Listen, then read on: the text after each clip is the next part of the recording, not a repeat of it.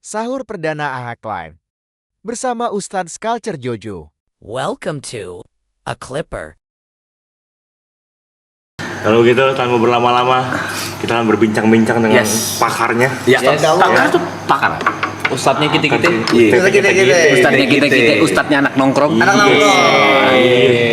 Langsung saja. Langsung kita panggil ya. Kita main bersama Mister alias dia Ustadz Jojo.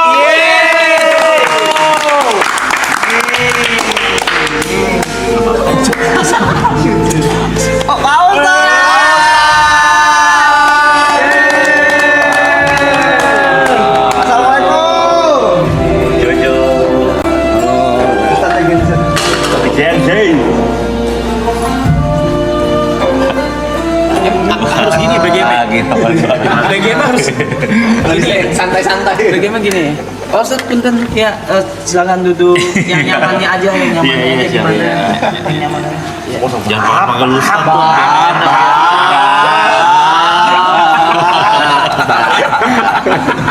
Nggak panggil Ustadz, kalau gitu panggilnya apa? Coy? Salah kan Coy.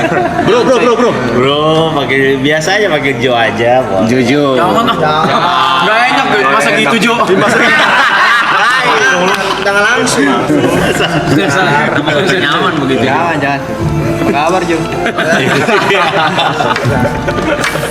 Kita dulu anak warnet juga, Kak. Warnet. Main game apa, Jo? Jangan semua lu jangan masih muda. Tempo Sadan sih udah kita jajakin. Let's go. Dota, anak Dota. Oke. Dari tahun 2007 sampai terakhir Covid tuh Dota. Bener. Lakuci. Jangan disalah-salahin. Lakuci, Ritter, Koala, Bahamut, Ombi. iya, SN Jojo. Angkatan Jo.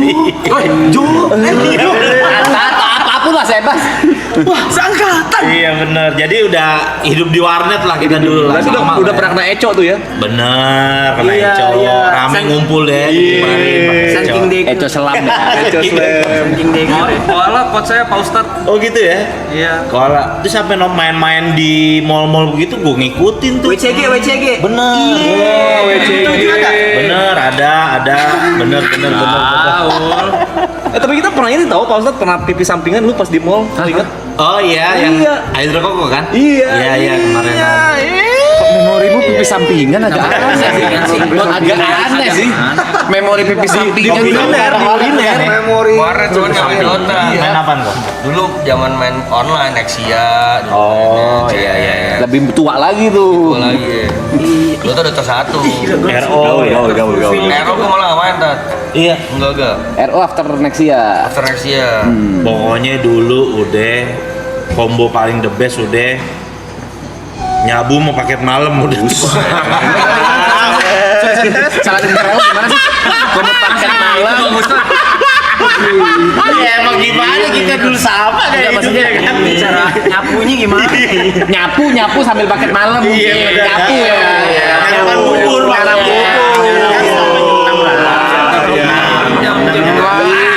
Jadi paket malam, happy hour, nyabu. Langsung nyari bubur. Makan. Masa Bang Ustad kita yang sapuin sih? Sekarang Ustaz disapu sih. Ribet banget. Bahaya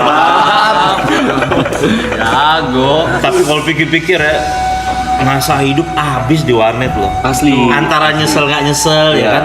Kuliah gagal jujur. Hancur. Kuliahnya gagal. Teman-teman gue berapa orang tuh gara-gara warnet tuh. Saking gilanya main warnet sampai gue minta duit sama orang tua buat beli warnet, bayar warnet temen gue. Iya minta duitnya dengan cara yang halus dan akhlak anak gontor. Gimana tuh? Ya, nyolong. Lu mau kasih duit gue gak? Asli. Lu mau kasih duit gue gak? Gue main warnet. Kalau nggak kasih motor gue jual nih. Keos. Arogan, jujur arogan sih. Masa keberapa nih? Yang belum tahu Ustadz Jojo dulu satu angkatan sama Bang Wanco. Kita ada kelas sebenarnya 7 tahun, beda 7 tahun. Tapi ada satu sekolah yang bareng kan? Jatuhnya sebenarnya kayak kita satu tongkrongan aja. Tiap malam minggu di Taman Suropati. Samsur. Bukannya sempet masuk bareng? Oh, itu beda. Itu namanya pesantren kehidupan. Tapi bedanya kalau Jojo keluar jadi Ustadz, Wanco yang keluar Jadi pelawak. Iya, bener. Tapi jadi super, ngelewatin. Iya kan teman-teman kan tahu background gue pernah di dalam gitu. Iya. Pernah ada pemain Dota terkenal di dalam ketemu sama gue, lu pasti tahu. Inisial. J depan J. BB-nya banyak. itu 50.000 atau 70.000 Angkatan ketemu sama gua tuh. Gamu, sumpah nggak sih? Ketemu sama gua gara-gara aja pas lagi di rumah sakit, Rap. Iya betul, dia ketemu. Jadi gua pas lagi nengokin rumah sakit, dia sakit kan. Gua liat mukanya, lah, gua bilang dia. Itu tadi Lu kasus apaan? Gua bilang sini kasus apaan? Ini gua bro, katanya gitu. Iya. Berapa BB lo? Buset banyak banget, 50.000 apa berapa itu? Iya, banyak banget BB-nya. Tahun 2012-2013an. Gue kan tahu gara-gara gue nonton dia mulu. Iya itu tuh bener, itu tim gua. Itu tim gua, Bener, Terus waktu itu cerita dikit ya. Dia tuh dulu masih pakai BlackBerry atau apa? Betul, BlackBerry, iya zaman BlackBerry. Terus dia chat gua, dia chat BBM gua, dia kayak Tap, temenin gua dong. Ngapain Jo? Jo. Oh, manggil gua. Iya. Manggil gua ya. Jo. Ngapain gitu? Tap. Iya bener, Jo manggil Jo. Iya, Bener tadi kan. Iya. Ngapain? Gue bilang gitu. Nggak apa-apa, mau ketemu orang jam 9 malam, tak temenin gue yuk. Di mana? Di ini gitu. Kebetulan gue lagi main Dragon Nest. Oh DN. Gue lagi main Dragon Nest, PC gue lagi main di kosan gue tuh, di laptop tuh. Terus gue bilang, kayaknya enggak dah, gue nggak bisa, gue lagi online DN nih, gue bilang kayak gitu. Ih situ. Kalau ngikut kan Kena. Cuma minta temenin. Dia cuma minta temenin. Dan dari situ, wah, gue berapa belas tahun? 15 tahun. 15 tahun. Pas gue tanya berapa lu 15 tahun? Lumayan juga. Itu temen ya, benar teman satu tim Dota waktu itu. Dan Iya. he was a pro player. Pro player. The next Lakuci jatuhannya di dulu tuh. Harusnya tuh. Meet-nya wah. Oh iya jelas. Ngeri. Oh, Bang Ustadz berapa lama di sekolah kehidupan itu? Kalau bahasa dalam 5 kalender. 5 tahun. Cukup kilat tuh. Iya, lumayan lah. Tapi ya gara-gara di situ jadi lumayan lah. Yang tadinya kita anak warnet kan biasanya hidup mikirin seneng-senengnya aja kan. Mikirin selfish aja lah hidup lah. Tapi di penjara tuh jadi belajar hidup loh.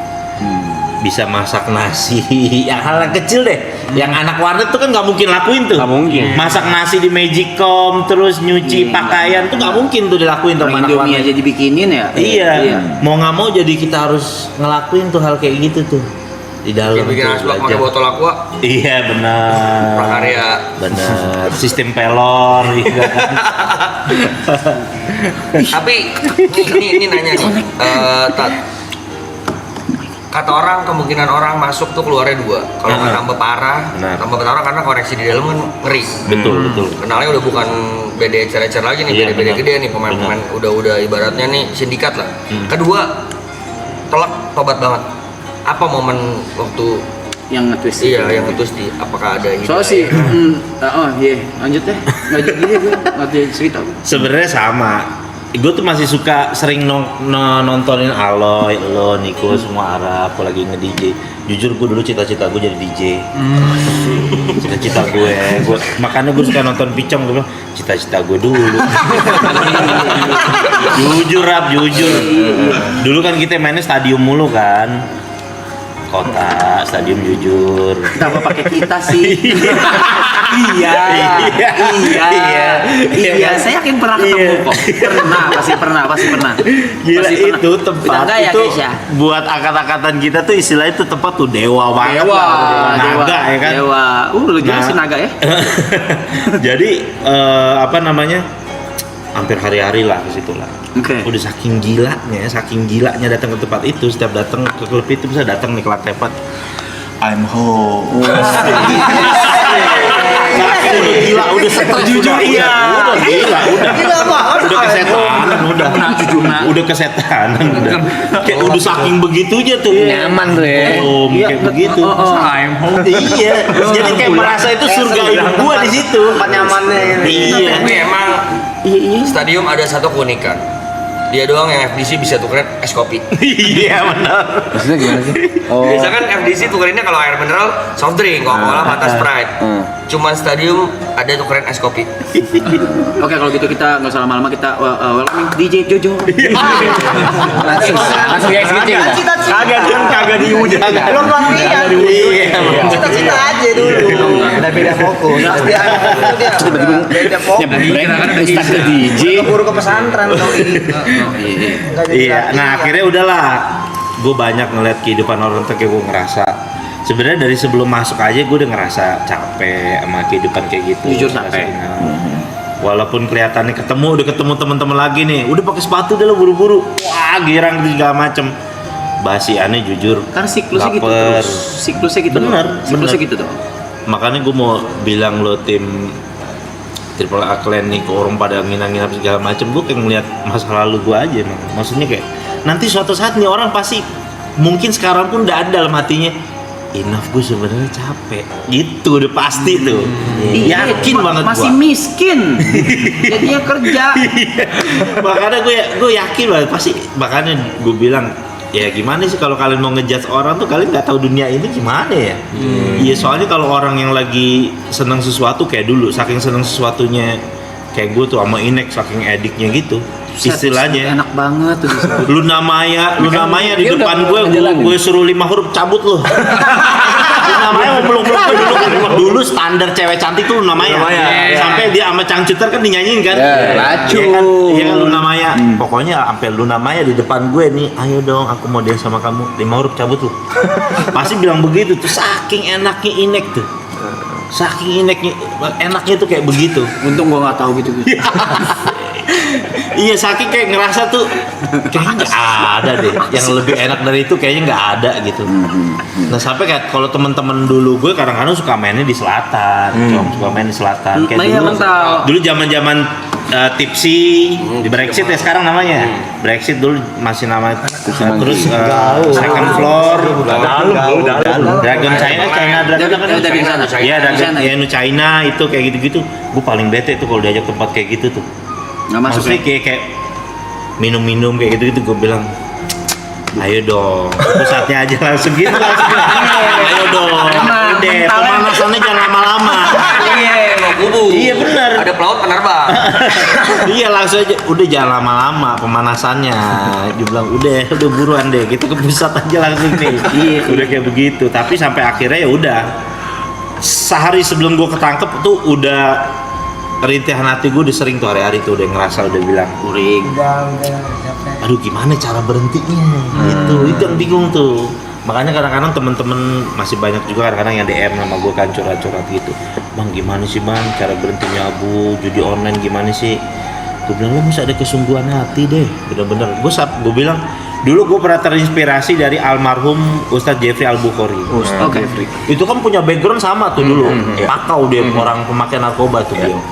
Beliau tuh sampai bilang kalau kamu belum pernah berdoa sama Allah sampai bilang ya Allah kalau saya pakai narkoba lagi mending saya mati, berarti kamu belum sungguh-sungguh taubatnya, katanya gitu. Jadi gue sampai berani doa kayak gitu, ya Allah kalau emang saya balik lagi kayak gitu udah mendingan deh saya mendingan mati aja deh. Nah kata Ustadz Jeffrey Al-Bukhari itu, kata almarhum, kalau orang udah berani doa kayak gitu berarti dia udah berdamai tuh sama dunia malamnya udah. Itu udah titiknya udah gue selesai, gue udah nggak mau lagi sama dunia. Susah nggak start? Berhenti start? Susah, jujur susah. Adiksinya yang bikin berhenti. susah. Jangankan begitu, ITC Ambas tahu kan ITC Ambassador dulu kan di atas di Carrefour kan atasnya suka jual-jual CD bajakan tuh. Iya. Itu nyetel lagu ini yang Freaks Stadium.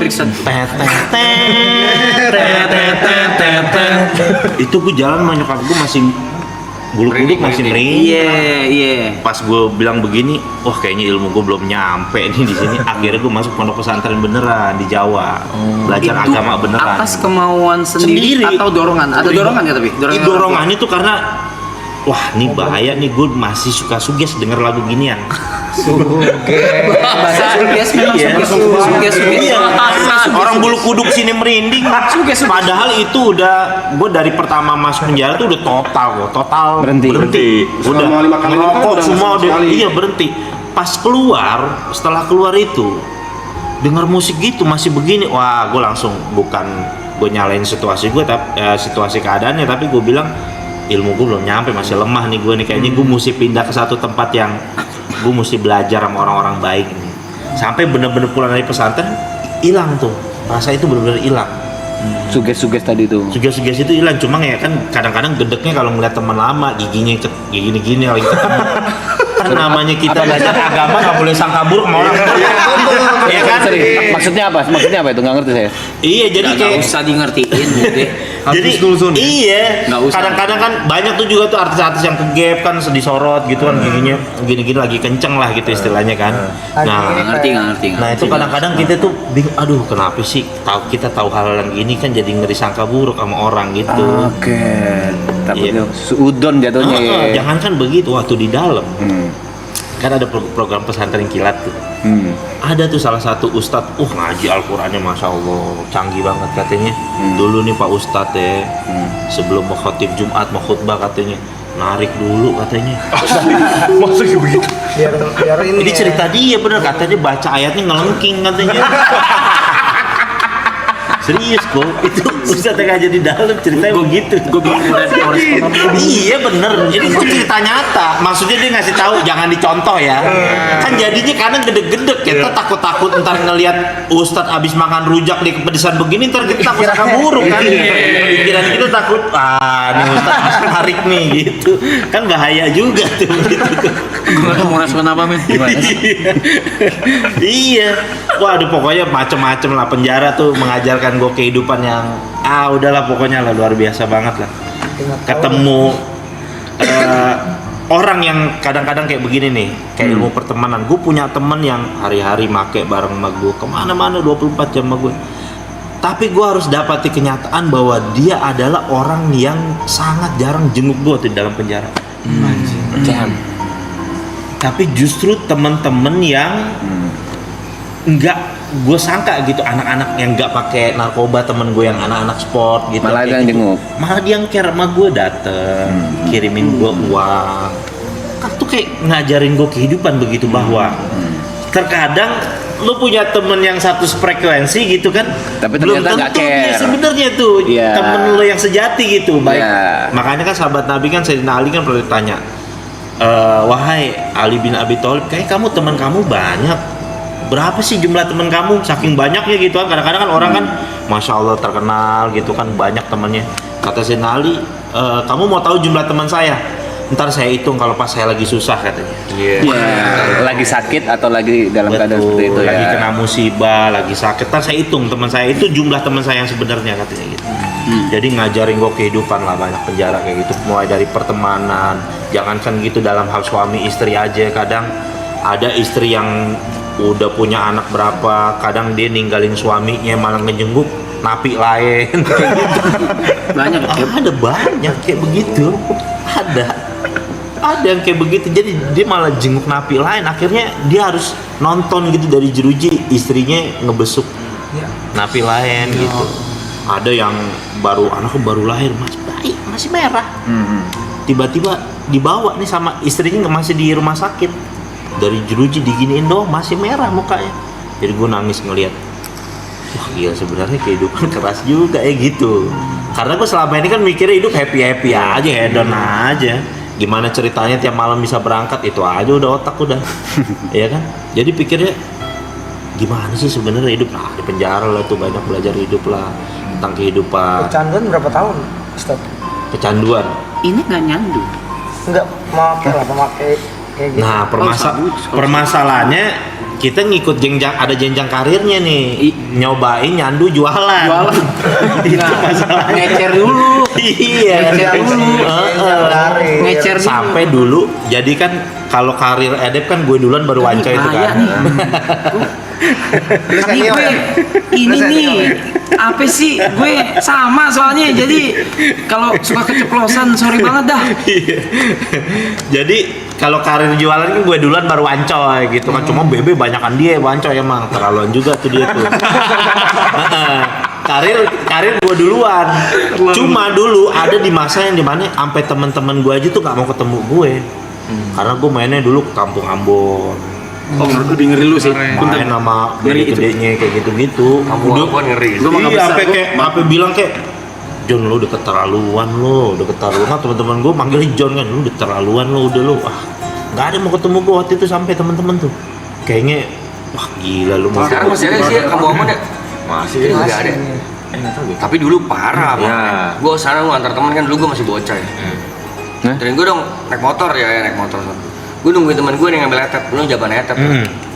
Depan gang anak kecil, naik sepeda berhenti. Bang, cimeng. Gue ditawarin cimeng sama anak kecil naik sepeda. Ibu-ibu lagi gendong anak. Cimeng, sabu. Enggak bu. Tapi sekarang nggak tahu ya, karena kan kemarin sempat ada berita ditabrak gede tuh ya. Iya benar. Ya mudah-mudahan deh kayak gitu-gitu deh. Tapi dulu sih emang Bronx Jakarta emang komplek Ambon.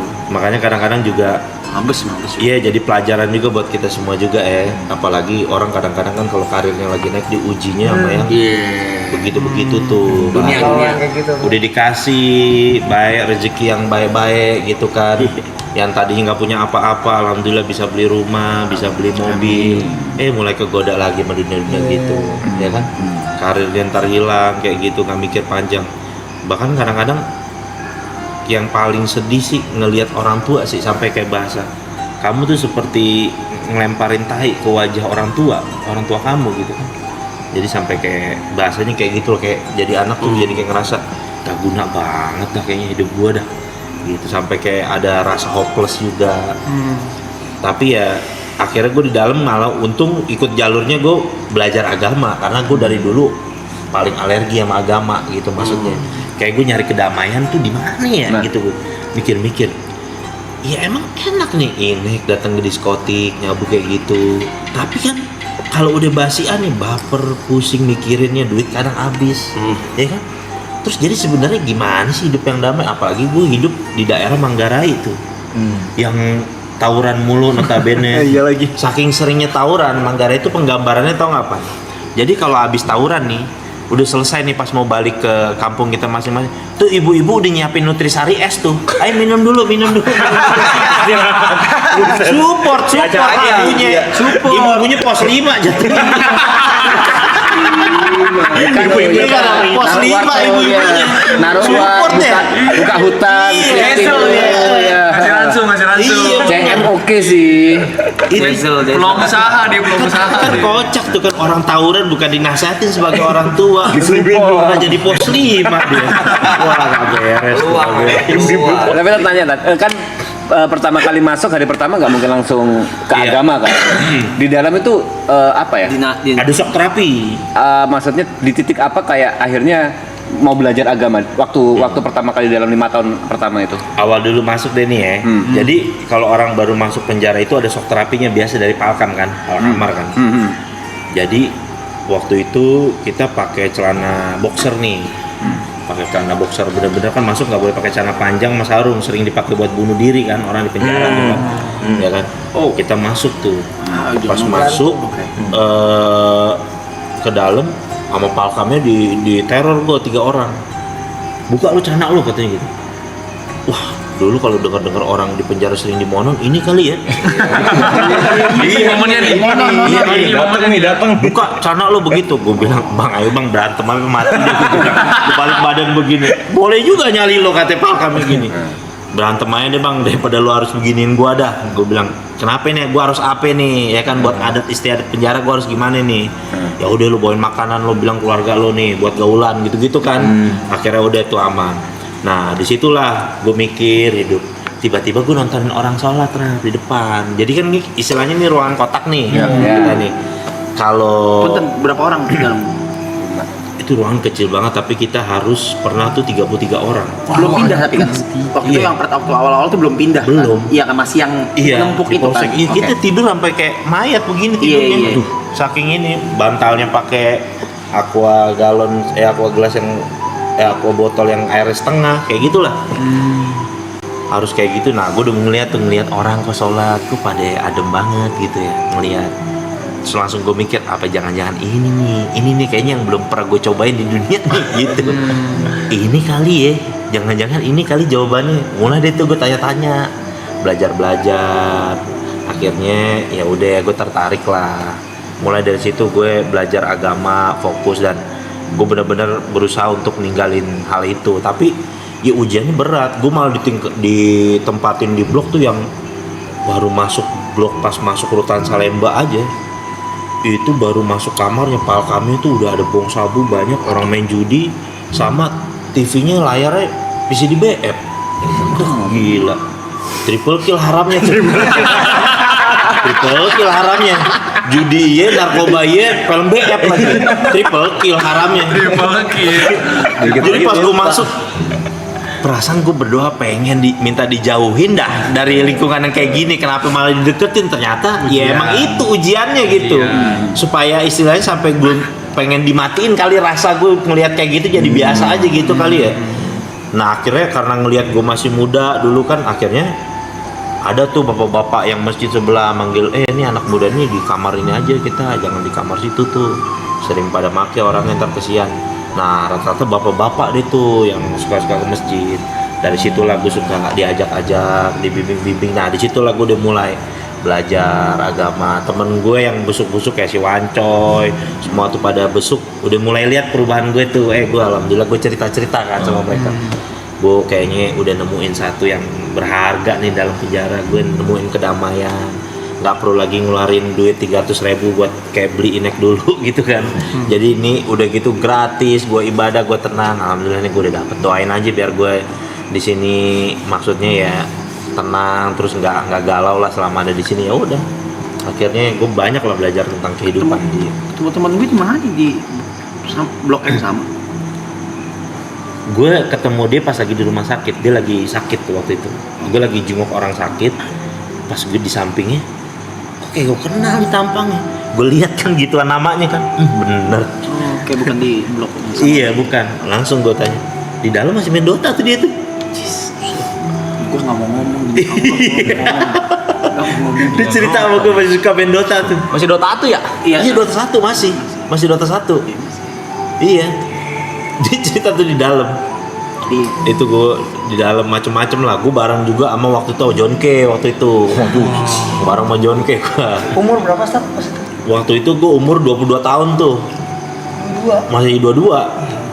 Gue ngelihat pertama kali, gue ngelihat, kalau kita kan tahu di TV doang John K. Gue ngelihat John K lagi nagih utang sama orang. Gue ngelihat secara live tuh, streaming langsung tuh. Benar, nggak salah. Itu orang ditagih sama itu sampai sujud lo ke tanah lo. Kata si John K kan gue, bayar utang lo. Kira utangnya berapa? 2M utangnya, nggak tahu utang apaan tuh. Utangnya 2M. Bayar gak utang lo? Gue mending bunuh kucing daripada bunuh lu ya, katanya gitu. Wah gila serem banget. Orangnya petengkurap tuh di tanah tuh. Gue bilang serem juga Om John. Serem juga Om John. Iya. Ngeri dia, ngeri boy. Akrab Om John sih akrab. Iya, tapi baik dia di dalam rap. Biar gak begitu. Kadang-kadang dia tiap pagi tuh suka sedekah nasi uduk 300 bungkus. Buat napi-napi tuh dia tuh panggil, mana sini? Tukang nasi uduk, kumpulin, bagi-bagiin sama dia, napi-napi. Baik dia. Baik. Iya. Kan banyak juga tuh dia kan tim-timnya kan yang pas case-nya dia itu. Ya pokoknya di dalam penjara ya banyak lah belajar kehidupan lah. Tapi ada seru-serunya nggak saat di penjara? Maksudnya apakah apakah seserem yang diomongin orang, dibangin orang gitu? Apa tuh? Di dalam sana gitu, apakah ternyata tidak semenyenangkan tuh bagaimana gitu? Kalau gue ngeliatin lebih jadi kayak gitu tuh amal perbuatan dia selama dia hidup di luar ternyata itu. Jadi di luar makin iya, parah, dalam di luar. iya kalau di luar tuh dia sering jahat sama orang, di penjara dia sering dijahatin sama orang. Jadi gue sering ngeliat penampakan kayak gitu tuh. Kalau dia di luar jahat sama orang, di dalam begini kali gue jadi pikirnya jadi kayak kagak gitu. Ini kali maksudnya kalau ada kehidupan akhirat tuh orang jahat di dunia dibalas di akhirat. Di penjara aja gue diliatin tuh kayak gitu-gitu tuh. Jadi ada orang yang kerjanya suka meres-meres napi kan di polsek gua tuh. Nggak ada duit, digebokin, diinjek-injek. Pas istilahnya dia pindah ke kapal yang lebih besar kan, dikebukin satu lapas deh. Mukanya apa nggak kelihatan kayak gitu. Begitu ya penggambaran yang gue lihat tuh. Orang jahat tuh belum lagi di akhirat, di dunia aja tuh dibales gitu. Yang kayak begitu-begitu kalau ngeliat ngurusin orang bunuh diri pernah gua. Di dalam Pernah. Waktu itu dia masalahnya berat banget sih. Kayaknya dia utang saham di bursa efek sih. Alias kalau judi 50.000.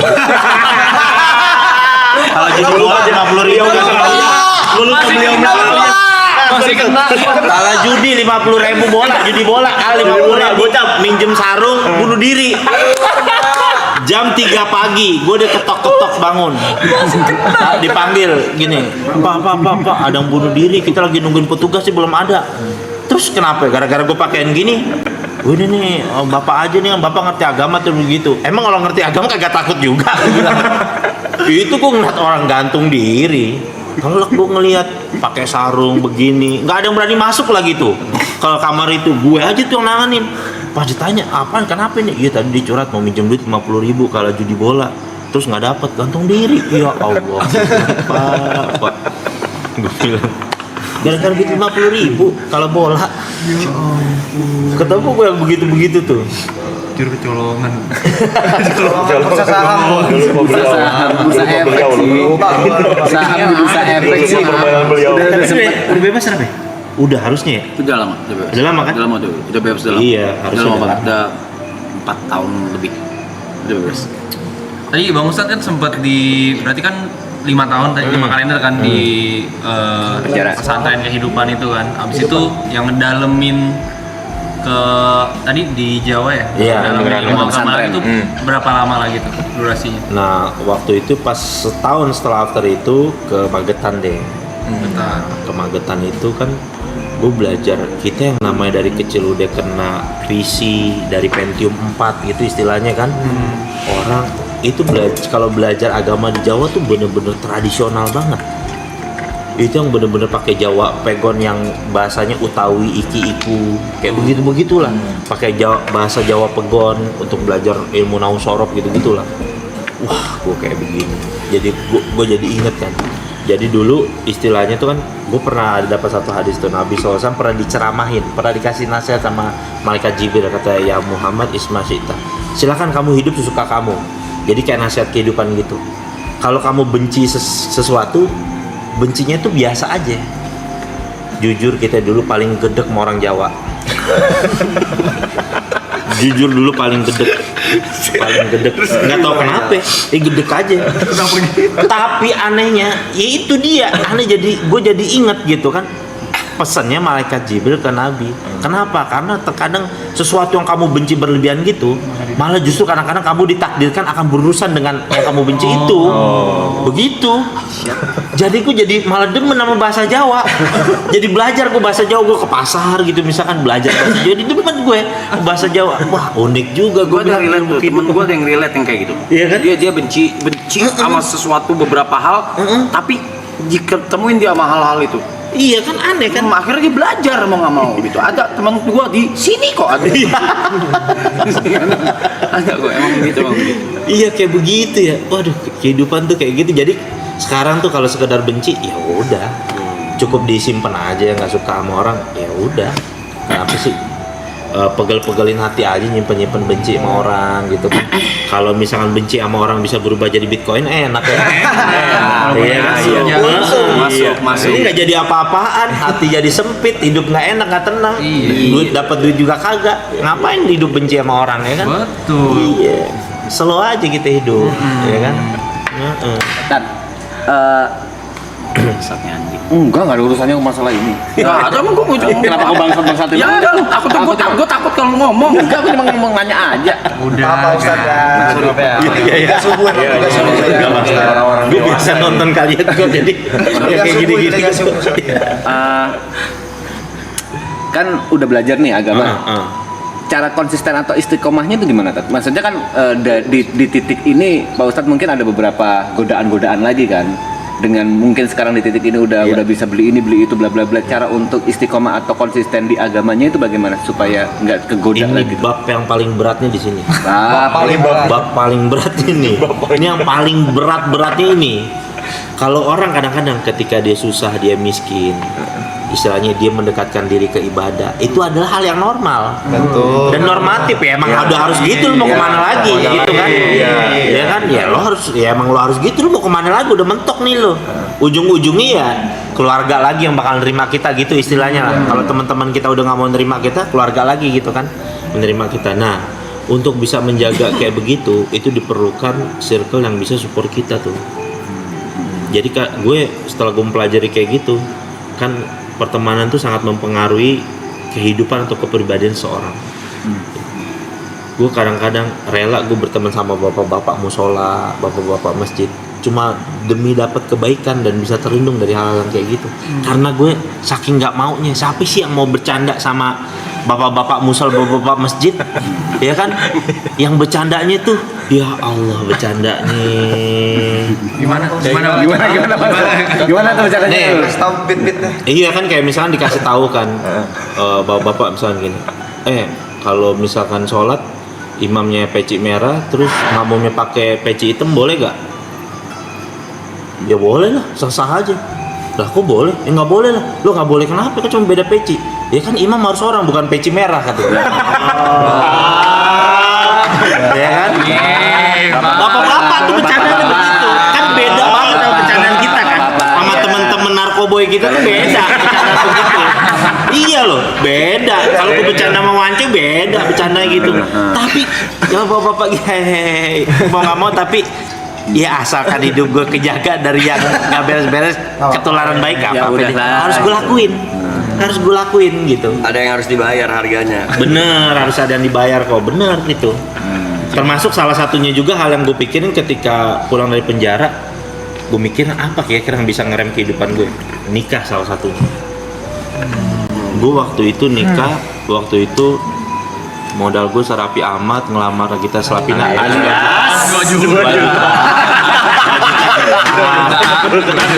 Ngundang tetangga, makan ngundang tetangga, udah kasih mahar 1 juta, ngundang makan tetangga, udah jadi itu nikah tuh. Karena gue mikir apaan yang bisa ngelindungin gue biar gue ini istilahnya ntar kalau diajakin mau Wancoy, John ketemu ya John, aduh nggak bisa bini gue gini. Ada iniannya tuh, ada kartunya yang kita bisa mainin, seenggaknya begitu tuh. Jurus-jurus itu tuh yang bisa dipakai tuh. Jadi kayak begitu. Tapi tuh nyari jodohnya lama? Enggak lama sih. Nah uniknya tuh, gue udah kenal sama istri gue tuh di dalam penjara. Jadi istri gue itu dia Tadi yang orang tadi apa yang visitin itu masih itu jenguk napi lain. Iya, jadi ada salah satu saudaranya dia. Salah satu saudaranya dia di rumah sakit itu. Tiba-tiba dia jenguk saudaranya itu. Dan gue ketemu di situ. Akhirnya gue ketemu sama orang tuanya, gue bilang dengan PD-nya gue status as a napi gitu kan, bilang gue pulang nih mau nikah, mau nggak anak lu ntar gue nikahin. Iya alhamdulillah, percaya aja gitu.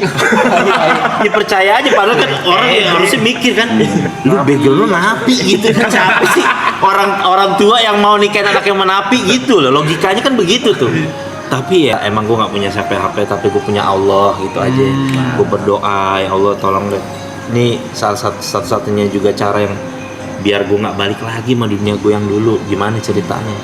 biar kata gitu ada juga temen gue masih tuh ngajak-ngajakin gue tuh. Gue lagi mau ceramah di masjid pakaian kayak gini telepon. Assalamualaikum, John, posisi di mana John? Gue lagi di Masjid Darussalam, gue ingat nama masjidnya tuh waktu itu di daerah Kuningan. Gue lagi di masjid ini. Malam ini gue ultah, please ke tipsi katanya. Aduh. Ntar lu, gue bilang nih, kita pindah ke video call. Yang pertama lo lihat pakaian gue, yang kedua lihat posisi gue masjid, gue bilang. Ya kan? Ini dua dulu nih, gue kasih tahu lo dulu, jangan bicara panjang nih. Kita ganti video call ya kak. Lo lihat pakaian gue satu, yang kedua gue di masjid nih. Oke, please kata dia, please, lo minum Coca-Cola aja. Gue pesenin nggak apa-apa, ada kok makanan gitu segala macem. Gue bilang, thank you, gue bilang enough, gue udah. Gue bilang, gue ucapin lo sampai ulang tahun, gue doain lo bahagia di akhirat, panjang umur. Ya udahlah John, nggak apa-apa, itu pilihan hidup lo. Ya akhirnya ngerti juga. Kemauan diri sendiri sih. Iya. Kemauan diri sendiri. Kemauan diri sendiri kok udah bener-bener udah mentok sih, kok udah aduh capek lah. Jadi zaman-zaman kita dulu lagi terjerat gitu-gituan kan mau dibilangin orang tua juga. Iya. Masuk tuh. Tapi sejujurnya hal itu nggak gue sesali kok. Iya. Nggak gue sesali gitu, nggak gue sesali. Jadi tuh jadi momen kadang. Iya, gue jadi ngerti kehidupan gara-gara itu loh. Iya, sekarang pun masih bisa gue ceritain ya. Iya kan? Bisa diceritain. Iya, itu jadi momen kita jadi belajar tentang kehidupan. Tapi ada satu momen yang paling ngerubah kehidupan gue secara drastis sekali pas di awal. Jadi gue dulu punya cewek anak binus. Asik. Kemanggisan. Iya, jadi kalau gue mau jemput dia, biasanya misalkan dia keluar jam 4. Nah, dari jam 12 gue udah di Empo tuh. 3 game dulu, ya kan, main 3 game, dia keluar, baru deh itu kita jalan nonton dia. Jadi dulu ceritanya gue cinta banget sama dia nih. Ceritanya gitu, cinta banget. Yang bikin cinta sama nih perempuan, dia ngomong apaan aja, gue apa nurut. Itu yang bikin laki-laki payah kan sama perempuan tuh. Betul. Nurut, dibilangin apaan aja, nggak pernah ngebantah gitu. Jadi tuh kayaknya cinta banget gitu sama dia. Dalam banget cinta gue sama dia. Sampai akhirnya gue masuk penjara kan. Gue masuk penjara, dia sedih nangis. Terus gue nggak kasih tau, gue udah divonis nih penjara. Gue nggak cerita sama dia. Gue nggak cerita sama dia kalau gue udah divonis 5 tahun. Karena gue nggak mau tahu, kalau tahu dia pasti ninggalin gue nih. Ya realistis aja ya kan. Yang suami istri aja banyak yang ninggalin gitu kan. Gimana gue baru pacaran. Akhirnya pas di 7 bulan lah, sekitar gue baru jalanin 7 bulan, tiba-tiba dia datang jenguk gue, meluk gue, terus bilang nangis-nangis, gue udah gak kuat lagi buat jalan hubungan ini. Dia bilang gitu. Terus gue bilang, oh ya udah, gue nggak bisa maksa juga sih. Gue bilang, ya lo dari keluarga baik-baik, lo juga orang berpendidikan, ini terusin aja lah kehidupan lo. Kayaknya lo nggak punya masa depan lah sama gue lah gitu. Gue bilang begitu kan akhirnya. Setelah itu, setelah sekian lama, udah rahasia umum lah, orang napi bisa megang HP juga kan di dalam. Gue masih Emang iya, baru tahu lu. Dulu ya, sekarang udah bagus.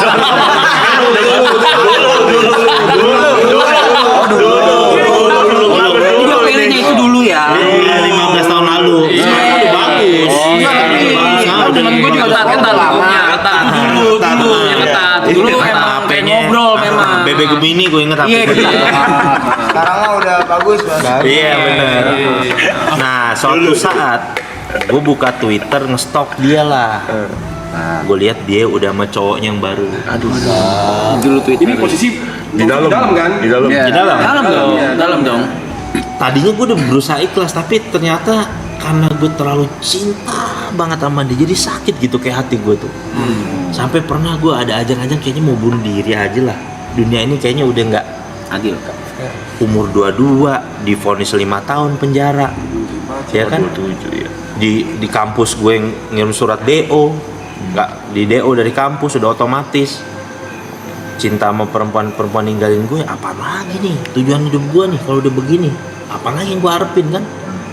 Tapi gara-gara itu gue jadi belajar, ternyata kesalahannya bukan di perempuan itu, kesalahannya adalah gobloknya gue punya rasa cinta berlebih sama itu perempuan. Itulah yang jadi bikin gue tuh tersiksa sama dia. Jadi semenjak saat itu dia ngajarin gue cinta sama orang udah biasa aja udah. Kita sayang sama orang nih, gue berbuat baik karena berbuat baik itu ajaran agama. Yaudah, gue sayang sama lo. Gue pokoknya gue gak mau terlalu cinta sama manusia. Sejak saat itu dia ngajarin satu ilmu yang paling besar dalam kehidupan gue. Gak pernah mau lagi gue. Bahkan sama anak istri gue gak mau terlalu cinta. Cuma ya aku akan berbuat kebaikan buat kamu, buat apa? Karena rasa sakitnya tuh gue masih ingat sampai sekarang gitu. Damn, kenapa sih gue harus terima kenyataan jauh dari dia? Kenapa sih gue harus kehilangan dia? Tapi dari situ ternyata setelah gue renungin, yang salah tuh bukan takdirnya, bukan dianya, tapi rasa cinta yang gue bikin terlalu berat itu ke dia. Itulah yang nyiksa gue. Jadi semakin rasa cinta gue gede ke wanita itu, semakin nyiksa kehidupan gue. Jadi semenjak saat itu gue say thanks, gue bilang dalam hati gue doain dia terima kasih, walaupun gue gak ketemu dia ya, gue doain dia terima kasih, lu ngajarin gue ilmu kehidupan yang menurut gue tuh sangat berarti buat hidup gue. Bahwa sejak saat itu gue gak akan pernah mau cinta lagi, walaupun istri gue cantiknya kayak apa, anak-anak gue lucunya apa, gue gak mau terlalu cinta. Bukan artinya nggak sayang, cintanya karena Allah. Jadi gue kasih kebaikan aja cukup. Karena takut gue nanti kalau gue berpisah lagi seperti sebagaimana yang gue pernah iniin gitu, kejadian kayak gitu nggak enak rasanya, hidup tuh tersiksa gue, kayak nggak punya semangat hidup. Jadi kayak kesan kok cemen amat jadi laki-laki gitu, kayak gue kok goblok banget gue jadi laki-laki kok. Tapi kan nggak bisa nyalain, nggak bisa dibikin-bikin. Gue pengen ngilangin perasaan ini nggak bisa gitu, gedeki gitu. Makanya kadang-kadang banyak orang tuh di dalam tuh yang kayak gitu ditinggal istri, mereka tuh sampai mau bunuh diri itu begitu. Karena mereka bingung, gue mau ngilangin ini nggak bisa, gimana sih caranya gitu. Itu selama 7 bulan kan, itu baru ditinggalin setelah 7 bulan. Selama 7 bulan Ustadz bilang ke ceweknya apa? Kan dia pasti nanya kan berapa lama di dalam gitu. Nggak gue bilang, nggak gue jawab. Nggak gue jawab soal vonis gue. Alihin topik deh. Alihin topik. Iya. Topik. Kamu berapa lama Udah makan? di penjara? Udah makan? Itu cara ngontrol, Pak Ustadz, ngontrol cinta biar biasa aja gimana? Kan cinta nggak bisa dikontrol. Iya memang, tapi seenggaknya kita sering-sering berbuat kebaikan sama dia. Jadi artinya juga kita bisa tahu menahan diri bahwa kita itu, apalagi kita nih belum suami istri, kita kan ada kemungkinan berpisah karena nggak jodoh sama dia. Yang kedua, ya macam-macam lah, berpisah karena pindah alam gitu, atau berpisah karena ada 1 dan 2 lain alasan yang nggak bisa kita bersama-sama. Jadi artinya itu ada sesuatu yang nggak bisa kita lewatin dalam kehidupan dunia ini yang dinamakan takdir. Makanya kan dalam Islam tuh kan ada rukun iman yang ke-6 kan, beriman kepada qada dan qadar, pada takdir baik dan takdir buruk. Jadi harus kita jalani gitu. Jadi ya udah, kalau memang kayak abis itu ada temen gue perempuan, jadi beda deh, banyak barangnya. Terus dia kan udah punya suami. Karena gue udah tahu itu, ya gue dulu temen lama gue nasehatin dia dong. Wah, gue seneng banget katanya suami gue baik, perhatian banget sama gue. Gue dalam hati langsung gue gituin kok, langsung.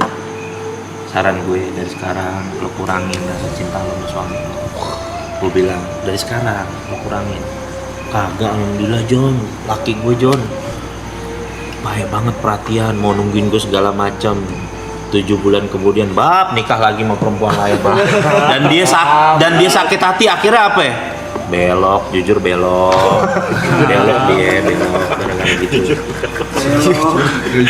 Kan tapi kan gue bilang gue udah pengalaman nih yang soal kayak gini dari awal. Mendingan udah lu kikis, bukan berarti artinya udah kita udahan aja, enggak. Jadi artinya kalau memang dia setia, alhamdulillah. Kalau enggak, lu dijaga-jaga nih, udah punya bumper nih. Dengan kata lain mungkin nurunin ekspektasi. Bener kok, kayak begitu kok. Secukupnya. Diturunin ekspektasinya gitu. Gak enak asli lo punya perasaan kayak gitu. Hidup tuh, gua aja waktu itu akhir lari ke ibadah aja, hati masih nggak tenang loh. Tuh gue bingung tuh. Aduh, ini gimana sih ini ngilangin gitu, kayak orang linglung gitu. Gimana sih ini ngilanginnya? Caranya bikin kesibukan, kepikiran lagi, ntar sedih lagi. Udah gitu, yang paling gedeknya kan harus terima kenyataan. Gue nggak bisa ketemu dia nih, kehalingan jeruji gitu, ya kan? Itu kan gedek tuh artinya tuh. Akhirnya Bang Ustadz buat proses penerimaan keadaannya tuh berapa lama dan gimana caranya, itu kan berarti kan baru jalan 7 bulan ya kan, habis itu dalam penjara, itu frustasinya pasti kan berulang-ulang kan prosesnya. Betul. Terus titik apa tuh yang atau kejadian apa yang bikin kayak sadar gue bego banget nih gue gitu kayak gue ikhlas deh gitu? Semenjak pas ketemu istri gue itu akhirnya, setelah tapi itu lama 1,5 tahun lah setelahnya. Akhirnya tuh kayak tadinya gue tuh kayak yang biasa aja gitu sama perempuan, kayak udah ngerasa ya udahlah gue mau fokus belajar agama dulu, tapi tiba-tiba pas ya nggak tahu mungkin takdirnya udah kayak gitu ya, pas gue ngeliat istri gue kayak ngelihat mudah-mudahan bisa jadi inian gue lah gitu, pelipur hati gue, dan ini jawaban, dan dia juga baik dan sifatnya tuh jauh lebih baik dari perempuan itu, pokoknya lebih lah. Dan gue kayak merasa menganggap bahwa ini Allah kasih bini gue yang ini kayaknya jawaban atas gue ditinggal sama perempuan yang itu gitu. Karena dikasihnya yang lebih baik, jauh lebih baik dari segala-galanya gitu. Jadi gue mikirnya semenjak saat itu. Tapi gue overall gue merasa terima kasih terhadap tuh perempuan, udah ngajarin gue ilmu kehidupan yang sangat berarti banget. Belajar lagi tuh ya. Oh iya jelas kok. Itu mah dalam banget itu. Dan selama prosesnya harus ikhlas dulu. Iya kok. Harus ikhlas, harus bener-bener, dan ternyata nggak cuma ke perempuan lawan jenis juga, kadang-kadang cinta berlebihan sama anak tuh juga bisa bikin orang tua kesiksa juga tuh. Makanya kita suka kita hadepin kan, ada orang tua punya anak 3, terlalu sayang sama anak yang 1, tapi justru orang tua itu sering disiksa sama tuh anak yang 1 itu, ya kan? Jadi misalkan ada 3 anak, orang tua punya 3 anak, ya kan? Orang tua punya 3 anak, yang 2 nih anaknya berprestasi segala macem, yang 1 nih anaknya nggak karu-karuan nih, ya kan? Karena terlalu cinta orang tuanya sama ini, malah justru yang anak nggak karu-karuan ini sering memberikan ujian kepada orang tuanya. Malah yang 2 anak yang nggak dicintai inilah hidupnya malah bikin ketenangan buat si orang tua itu.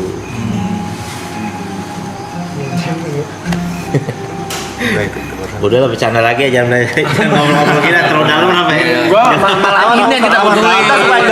Malah ini yang kita butuhin.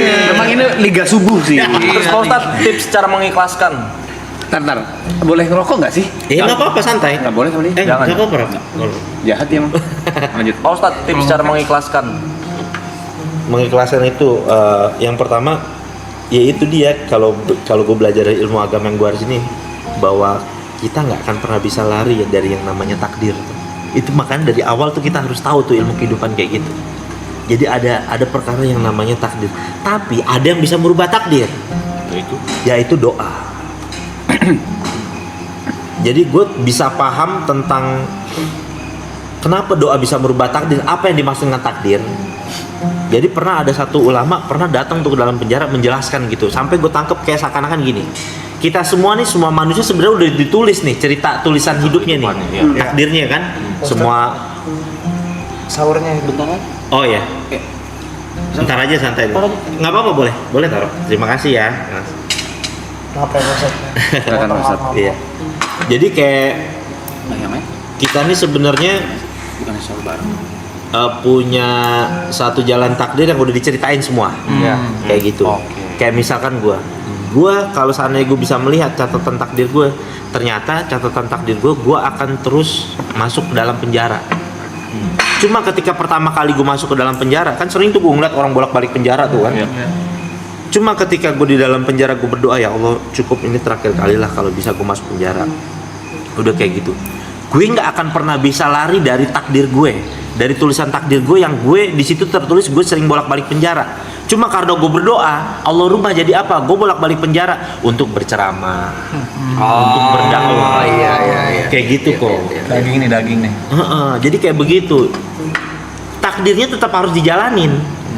Tapi ketika dilawan dengan doa, jadi berubahnya tuh jadi cakep gitu. Iya. Jadi makanya bolak-balik tapi bukan masuk gara-gara kriminal, bukan nangka buruk, malah jadi baik takdirnya, kayak gitu berubah. Iya lagi. Iya. Makasih Pak Ustadz. Iya. Halo, Apa? Kayak kita bicara yang lebih santai lagi nih, Iya. Ustadz Jojo. Bagaimana menyandang gelar Ustadznya Gen Z? Aduh. sebenarnya kok Ustadz tuh hanya sematan orang. Kok gue pribadi, gue merasa keberatan sebenarnya panggil Ustadz karena gue pengen tetap mau ngobrol dekat sama orang. Kadang-kadang orang kalau tahu nih Ustadz ngobrol jadi sungkan. Iya.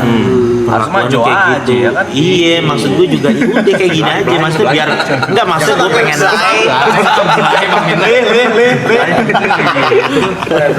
iya, maksud gue pengen iya deket aja kayak gini. Kalau ketemu orang yang pernah main Dota ngobrol jadi asik, nggak canggung gitu. Asli.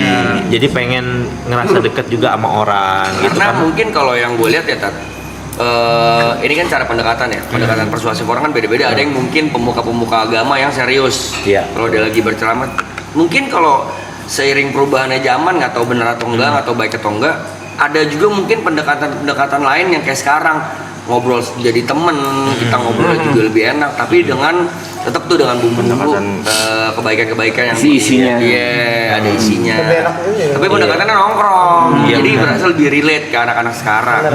Karena emang basic gue juga emang sering nongkrong Anak di tongkrongan. gitu ya. Anak tongkrongan. Kadang kayak Ditambah gini-gini. Green Boys, jadi anak-anak yang nonton Green Boys ya panutannya. Kalau enggak juga kok Green Boys nggak ngomongin yang aneh-aneh doang, ada Iya. juga lo baiknya nih waktu sesinya mau Ustadz Jojo misalnya gitu, mereka lebih relate gitu. Iya bener. Dan gue mau juga orang temen gue tuh kalau curhat juga jadi juga jangan terlalu kaku sama gue. Kadang misalnya temen gue, Tat, pengen nikah nih kita nih, tapi belum ada duitnya gimana nih ya? Terus gue bilang, udah lo colok belum anak orang?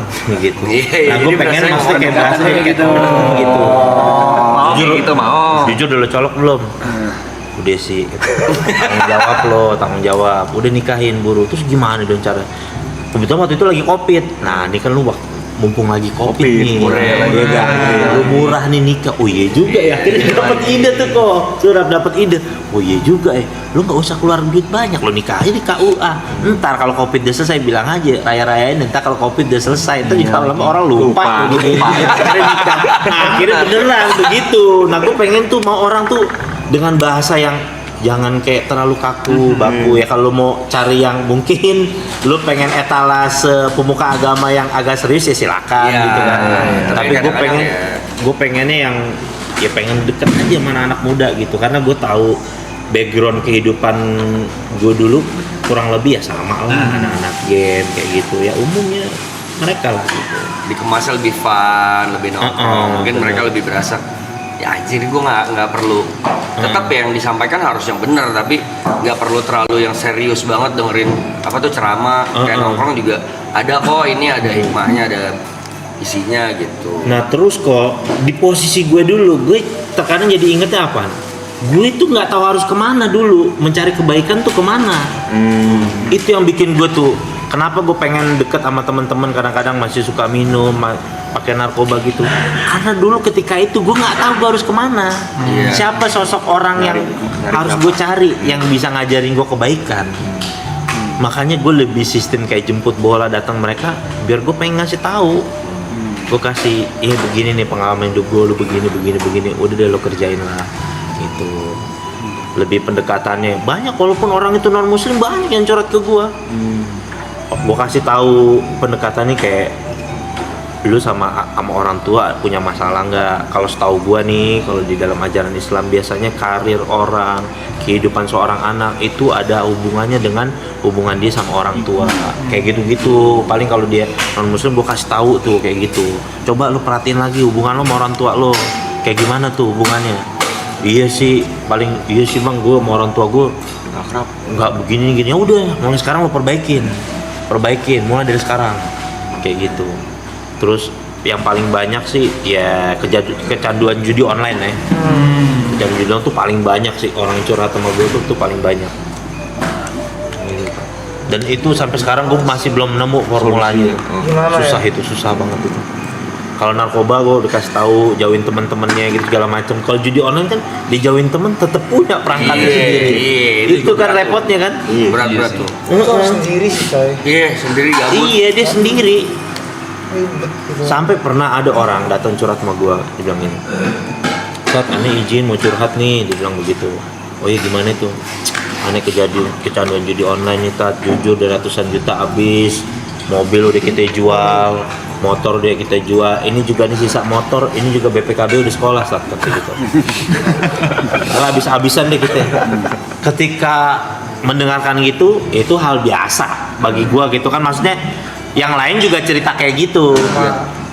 Cuman dia bilang, tapi plot twistnya nih Stat, gue guru ngaji kata dia. Dia guru ngaji. Ngaji. Dia bilang, gue setiap ngajarin anak kecil ngaji Stat, dikasih amplop, gue minta anterin murid gue ngedepo di ATM. Sampai sudah kecanduan segitunya. Tapi nyandu sih, memang nyandu. Iya parah. Guru ngaji aja nggak selamat. Emang tuh lubang jalan kecil ya, tapi rumah masuk tuh. Iya. Rumah masuk tuh. Dia sampai udah sampai di titik kalau setiap punya uang atau apa kerja nih gajian dikosongin tuh ATM-nya tuh biar nggak buat ngedepo gitu segala macem, dikosongin mulu. Tapi kadang-kadang dibilang sampai dia berobat ke psikolog gitu segala macem. Ternyata tuh akhirnya dia bilang sama gue, yang paling parah dari orang pecandu judi online tuh ada apa ya, satu penyakit di dalam dirinya tuh suka akan tantangan gitu. Suka banget kayak semacam tantangan, adrenalin main judinya itu. Dan itu yang paling berat tuh, istilahnya pecandu yang udah paling berat tuh. Jadi yang dimain bukan masalah nominal hartanya dia, tapi mainnya di adrenalinnya itu, dopaminnya. Udah iya, banyak problematika kehidupan lah kayak gitu. Ada juga yang curhat-curhat kayak gini, Stat, izin nih Stat, curhat gimana, cewek kita hamil Stat, kayak gitu. Oh, gue bilang ya udah lo tanggung jawab dong kalau begitu. Iya, masalahnya Stat, bini kita belum tahu Stat.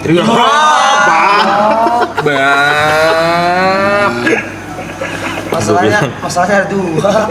Langsung kita jawab begini, lo yang nyolok gue yang pusing nih. Lo yang nyolok gue yang pusing nih mikirinnya. Ya udah, akhirnya gue harus kasih tahu begini, ini gimana ceritanya. Udah ya, pertama kali lo datang istri lo cerita tentang kejadian ini, lo ngulur, lo mau percepat, lo mau ngulur, ini bakal jalan terus masalah ini.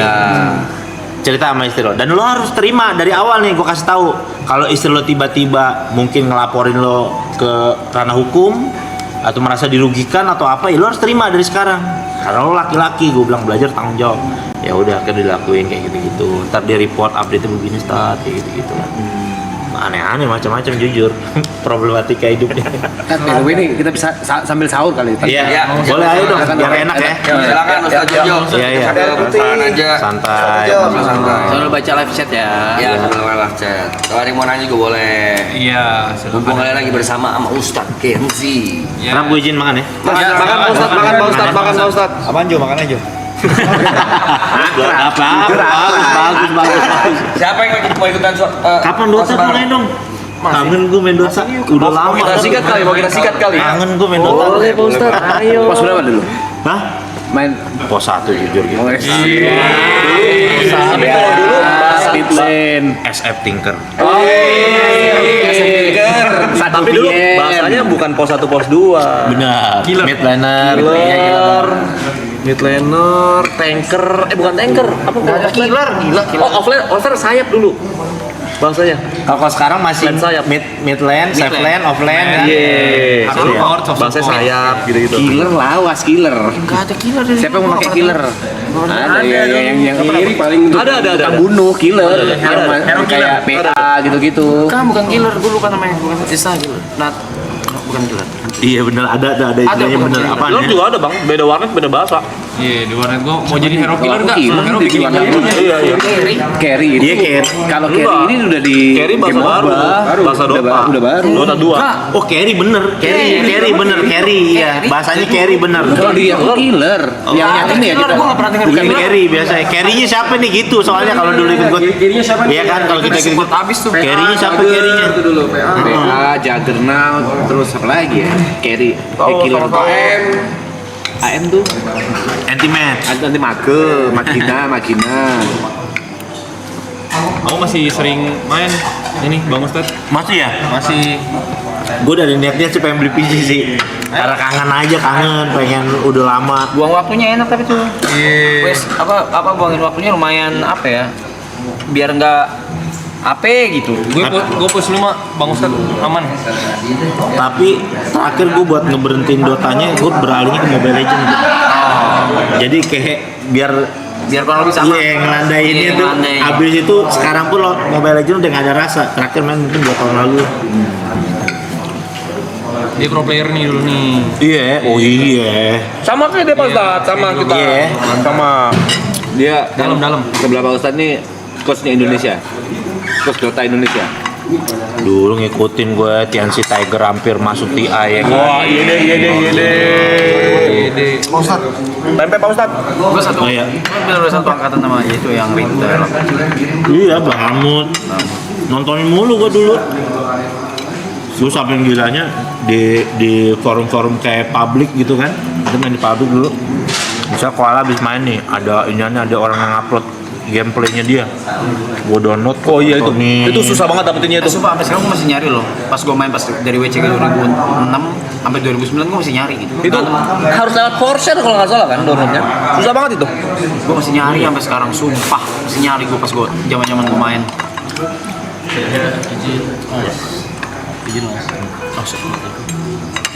Oh iya. Kenapa pakai sih?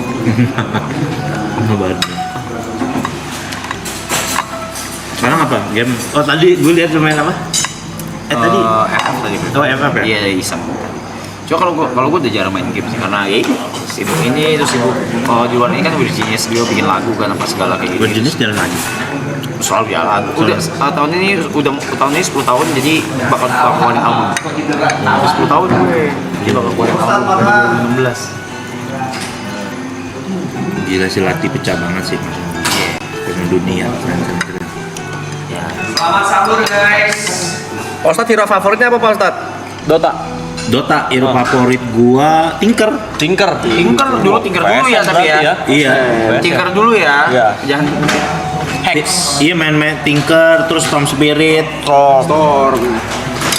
Source masih lumayan terhitung baru dulu mah Teror Black Hutan ngerasain? Oh iya si yang si Lakuci bunuh diri itu kan. Iya. Lakuci bunuh diri itu yang dapetin pertama action duluan tuh. Iya, bener. Meta itu biar lebih cepat balik ke base buat dapetin. Nah, gue dulu edik sama Dotanya itu gara-gara nonton gituannya tuh, replay gituannya tuh. Itu gue nyari sampai sekarang susah banget nemunya. Tat makannya Tat. Oh iya. Oh. Nanti gue ambil sini. Oh iya. Makan gua makan deh, biar hilang ya. Tinker gue Tinker, SF, Mid. Ngeri. Tinker, SF, Mid sama itu apa? Whistleback, BB Mid. Iya. Nah, BB Mid gue bawaannya sama Lakuci. KOP dia. Kalau gue. Kalah lu. Hero-nya kalah. Ah? Hero-nya kalah. Farmingnya menang. Tapi si itu sekarang gimana kehidupannya? Jujur nggak tahu terakhir banget. Kalau yang zaman dulu yang benar kata lu gitu masih megang gadget, masih DM Twitter gua apa segala masih gitu terus masih main Dota bareng gua. Iya. Masih main cerita Dota sama gua kok ngobrol panjang gua. Iya. Stop ngantuk. Masih main. Terus habis itu makan.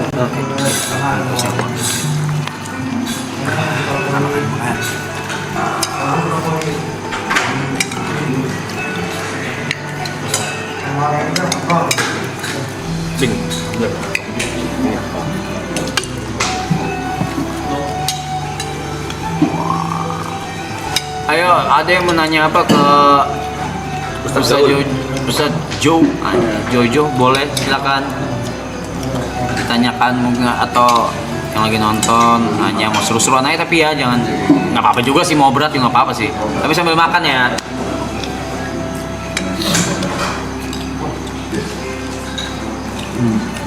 340.000 buat sahur banyak ya? Gue I'm genuinely asking. Bener gua pukul. Bener genuinely asking. Ada. Ini bener kena ulu hati lu bener salah. Genuinely asking. Bener sekali gua sikut dada lu bener gua nanya. Gua nanya beneran.